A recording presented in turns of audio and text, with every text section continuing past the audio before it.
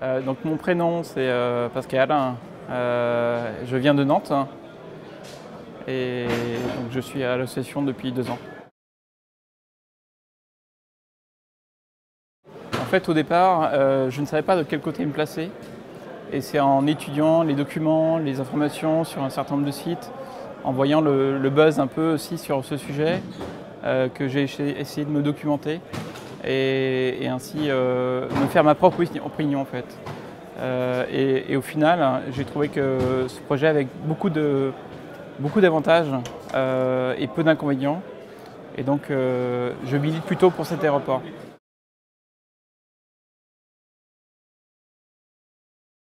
Je pense que ceux qui sont à l'heure actuelle contre ou neutres au sujet de l'aéroport, c'est plutôt par manque d'intérêt sur des projets collectifs de grande ampleur et qui, en fait, je pense que d'ailleurs c'est beaucoup les jeunes qui ont peu d'espoir sur des sujets collectifs comme ça.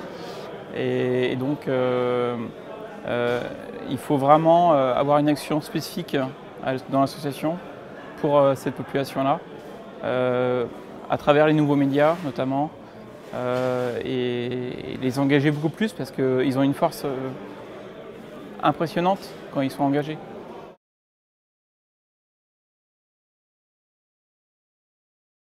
D'où je viens, de Trélières, où je dirige une entreprise et je suis adhérent aux Ailes pour l'Ouest depuis la semaine dernière, officiellement. Alors, ce qui fait que je suis là ce soir, c'est essentiellement pour encourager le mouvement de l'association des Ailes pour l'Ouest, pour encourager le projet et à titre à la fois personnel mais également à titre professionnel pour pouvoir recueillir un certain nombre d'informations et repartir avec quelques idées forces sur le projet et sur la capacité à convaincre et à persuader autour de moi. Peut-être un premier message qui est celui de dire que l'aéroport actuel, s'il doit accueillir, et c'est inévitable, le trafic augmentant d'année en année, va coûter plus cher, 800 millions, que l'aéroport du Grand Ouest, qui coûte 560 millions. Première idée force. La deuxième idée force, c'est celle de constater que les entreprises qui veulent se développer dans la région du Grand Ouest ont besoin d'un outil d'infrastructure tel que celui de l'aéroport du Grand Ouest pour pouvoir échanger avec des pays qui sont éloignés à plus de 800 km. Mon prénom Juan et je suis de Nantes. Et ma profession, je fais du développement commercial dans les travaux publics. Ben moi je vous dirais une chose, c'est que je suis originaire du Mans au départ. Et bon, vous connaissez le développement qu'a eu la ville du Mans. En fait, à la fin du 19e siècle, il s'est posé la question de faire passer le train pour aller de Paris en Bretagne. Et la ligne directe, c'était de passer par Alençon. Et à la fin du 19e, pour des raisons diverses et variées, le train n'est pas passé par Alençon, mais est passé par Le Mans. Et vous voyez le développement qu'a eu la ville du Mans par rapport à la ville d'Alençon sur le dernier siècle. Et je me dis que si, au niveau de l'aéroport de Notre-Dame-des-Landes, on passe à côté d'un développement, d'un objet structurant comme ça, ben je crois qu'on va obérer le développement de la région pour des décennies, en fait. Donc je pense que pour moi, c'est une des raisons principales. On n'a pas le droit de passer à côté de cet investissement. Alors, je m'appelle Anne-Sophie Diguda. Je suis formatrice professionnelle d'adultes et je vis à La Réunion, à l'île de La Réunion. Mais je suis originaire de Grand-Champ-des-Fontaines et je suis pour l'aéroport puisque aujourd'hui, tous les jours, je forme des jeunes dans l'insertion professionnelle. Quand on sait qu'il y a 5000 jeunes par an, au niveau de La Réunion, je sais 5000 jeunes par an qui sont sur la touche, qui sortent du cursus scolaire. J'imagine bien qu'en métropole, c'est encore pire. Et aujourd'hui, je suis sensibilisée à l'aéroport parce que je me dis que c'est une façon aussi de créer de l'emploi. Quand on a su lors de la réunion que c'est 800 chômeurs par jour, c'est quand même alarmant. 800 chômeurs de plus par jour, moi, ça me sensibilise. Pour moi, c'est une forme de développement Que ce soit au niveau touristique ou au niveau de toute façon économique, c'est forcément un développement. La Bretagne, c'est quand même une très très belle région de France et qui mérite voilà, le développement économique. On n'aboutira à rien si on n'ose pas. Qui n'essaye rien n'a rien, et ça c'est un slogan qui est connu.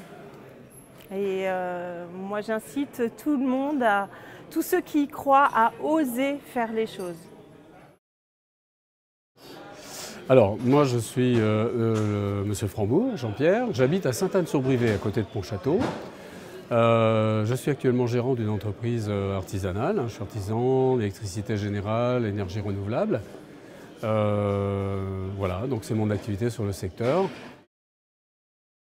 Alors oui, je suis adhérent là, depuis quelques mois, là, puisque je suis rentré sur le site avec l'envie un petit peu de participer à ce grand projet. Voilà. Bah écoutez, moi, contrairement à un certain nombre de gens qui se positionnent sur des images, de l'idéologie, etc., sur la nécessité, moi je me projette dans l'avenir. Je pense que pour cette région, le développement économique est fondamental. Je pense à l'avenir de nos enfants, nos petits-enfants. Et je ne crois pas au jour d'aujourd'hui que peut-être que dans 5 ans, dans 10 ans, on n'aura plus de bateaux à construire, donc les chantiers seront peut-être en cause. La construction des avions va continuer, j'espère, mais ce n'est pas l'agriculture qui va sauver malheureusement la région en termes d'activité et d'économie. Donc je crois beaucoup au développement économique, sachant qu'un aéroport, c'est un outil de développement fantastique qui arrose tous les secteurs de l'économie après, que ce soit l'agriculture, l'industrie, le commerce. Donc c'est un vecteur phénoménal de développement pour une région qui, à mon avis, en a bien besoin pour disons les 10, 15, 20 années à venir. Pas oublier qu'on est dans une compétition internationale et qu'au jour d'aujourd'hui, si nous on ne le fait pas, d'autres ne nous attendront pas et le feront à notre place. Voilà, donc ça c'est ma motivation, ma vision à la fois en tant que citoyen pour le devenir, mais également pour les générations à venir. Bah écoutez, moi je ne sais pas, personnellement j'ai mis les autocollants sur ma voiture alors que dans l'environnement par chez moi il y a des autocollants jaunes partout. Personnellement je pense qu'on doit aussi être militant. Donc à un moment donné quand on a des convictions, faut savoir les défendre. Moi personnellement je les défends. Et puis parce que je crois que la cause est juste et que les arguments proposés par les gens qui sont opposés à ce projet ne sont pas des arguments réalistes. Et pas du tout au regard de l'avenir, c'est des arguments à court terme, des vues à très courte dimension qui ne sont pas du tout dans la dimension de notre monde d'aujourd'hui. Nous sommes dans un monde internationalisé, il faut savoir l'accepter et puis faire ce qu'il faut pour être au top niveau, quoi. Voilà. Ça m'intéresse beaucoup parce que quand à l'aéroport à Notre-Dame-de-Lande développe bien, c'est là pour aider beaucoup de personnes, il y a du travail. Parce que quand à l'aéroport ça développe bien, il ouvre beaucoup d'activités. Et la deuxième chose, il est près de chez moi, c'est à l'aéroport international. Quand je veux aller au Vietnam, c'est tout de suite là-bas, on va à Paris pour faire un long voyage.